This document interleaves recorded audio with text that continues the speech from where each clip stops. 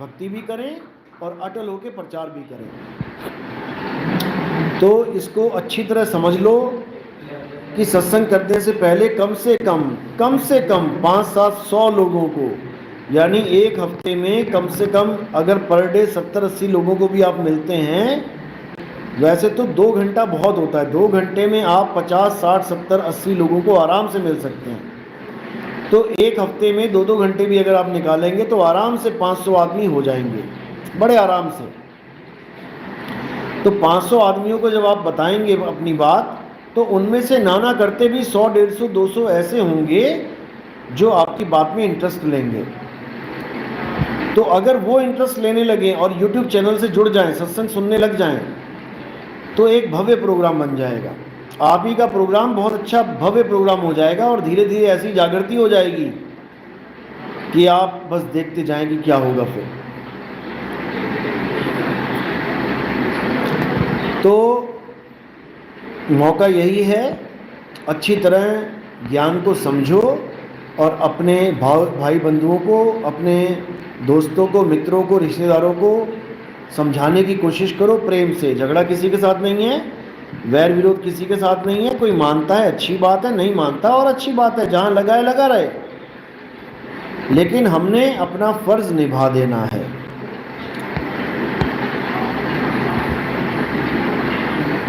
राम सिंह दास, बिल्कुल सही बात है गुरुजी, कच्चे घड़े तो फूटेंगे, जरूर फूटना भी चाहिए, क्योंकि उनको तो विवेक नहीं है तो क्या करें। बिल्कुल सही बात है, वो कोई हमारे दुश्मन नहीं है, जो फूट गए हैं वो हमारे दुश्मन नहीं है।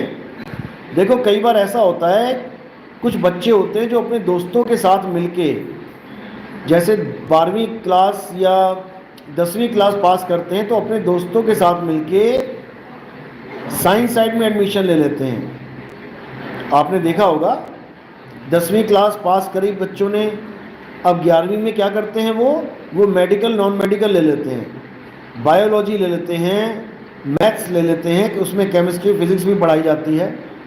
अब दोस्तों के साथ मिलके, दोस्तों के साथ प्लानिंग बना के ले तो लिया, और कुछ दिन बैठ भी गया, महीना, 2 महीना, 3 महीना। अब जब लेक्चर चलता है केमिस्ट्री फिजिक्स का, बायो का, अब वो सिर के ऊपर से जाता है, लेकिन हाँ जी तो करना पड़ेगा क्योंकि एडमिशन लिया हुआ है। तो कुछ महीने हाँ जी करके जब टेस्ट होते हैं, क्लास टेस्ट होते हैं, तब वो फेल हो जाता है। तब उसको समझ में आ जाता है कि भाई ये पढ़ाई तेरे बस की बात नहीं है, अगर ये पढ़ाई तू पढ़ता रहा तो तेरा फेल होना पक्का है।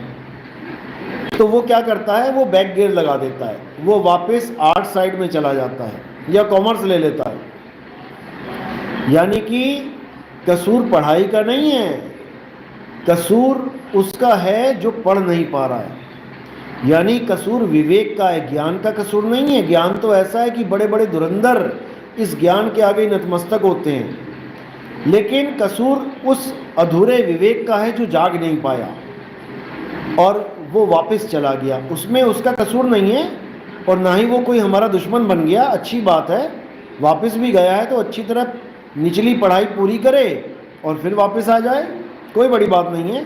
इस जन्म में नहीं तो अगले जन्म में आ जाए, अगले जन्म नहीं तो अगले जन्म में आ जाए, वो तो आना ही पड़ेगा, इसके अलावा और कोई रास्ता है ही नहीं। सुरत शब्द योग के अलावा और कोई रास्ता है ही नहीं।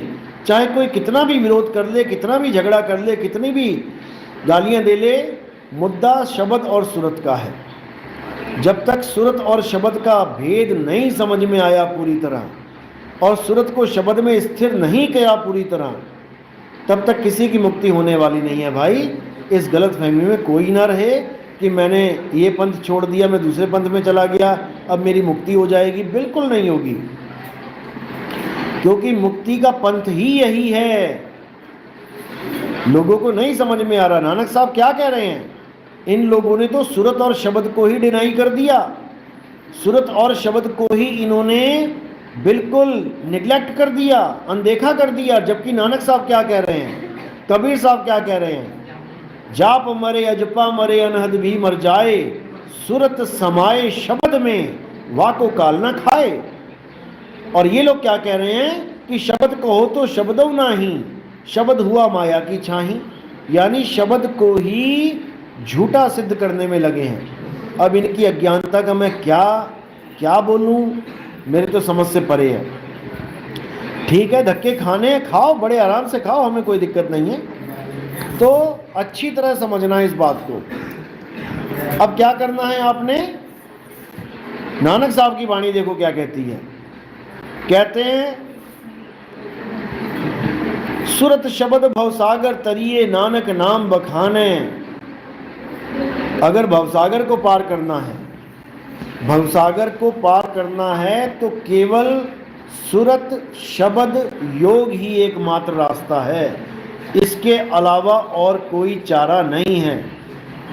जैसे जल में कमल निरालम मुर्गा भी निशाने, सुरत शब्द भवसागर तरिए नानक नाम बखाने। रहे एकांत एक मन वसिया आशा मह निरासु, अगम अगोचर दीख दिखावे नानक ताकर दासु। अगम अगोचर दीख दिखावे, अगम और अगोचर, अगम यानी जहां कोई पहुंच नहीं सकता अपने आप, और अगोचर यानी जो इन आंखों से देखा नहीं जा सकता। और ये लोग आंखों से परमात्मा दिखाने में लगे हुए हैं। हैरानी की बात तो ये है, अब वाणी कह रही है अगम अगोचर, जो इन आंखों से नहीं दिखाई दे सकता उसको दिखाने में लगे हैं आंखों से। और क्या दिखाया जा रहा है, केवल आकाश तत्व, आकाश तत्व को ही परमात्मा घोषित किया जा रहा है। इसी आकाश तत्व में सूरज चांद सितारे धरती ये सब घूम रहे हैं, ग्रह घूम रहे हैं। उन घूमते हुए ग्रहों को मछली की संज्ञा दी जा रही है, और आकाश को पानी बना दिया है, जल बना दिया है। यानी आकाश में ये सारे तत्व घूम रहे हैं। जल में मीन प्यासी मोहे देखत आवे हंसी, यानी हमें तुम्हें हमारे शरीरों को बना दिया इन्होंने मछली, और जिस आसमान में जिस आकाश में हम तैर रहे हैं उसे बना दिया जल, और इन आंखों के द्वारा ही उसको दिखा दिया। और क्या बोला कि देखो इसको कोई काट नहीं सकता, जला नहीं सकता, वायु सुखा नहीं सकती, जल भिगो नहीं सकता, और 10 उंगलियों के बीच में ये आकाश तत्व ही परमात्मा है। बताओ, ये गीता का ज्ञान है। अभी मैंने गीता का पूरा ज्ञान नहीं समझाया आपको। अभी जब मैं पूरी गीता खोल के समझाऊंगा तो आपके पैरों से जमीन निकल जाएगी। अभी तो मैंने गीता के केवल वो अध्याय सुनाए हैं जो केवल आपको आत्मा से जोड़ें, क्योंकि असली ज्ञान आत्मा का ज्ञान है। जो गीता समझा रही है कि हे अर्जुन, अध्याय 3 17वां श्लोक, जो अपनी आत्मा में रमण करते हैं, जो अपनी आत्मा में तृप्त हैं, जो अपनी आत्मा में संतुष्ट हैं, उनके लिए कोई धार्मिक कर्म कर्तव्य लागू ही नहीं होता। तो हम अभी आपको आत्मा का खुलासा कर रहे हैं, आत्मा के साथ जोड़ रहे हैं। लेकिन जो ये गुरुआ बनने के चक्कर में बैठे हैं लोग, इनका जो ज्ञान है ये सारा ज्ञान अभी खुलेगा।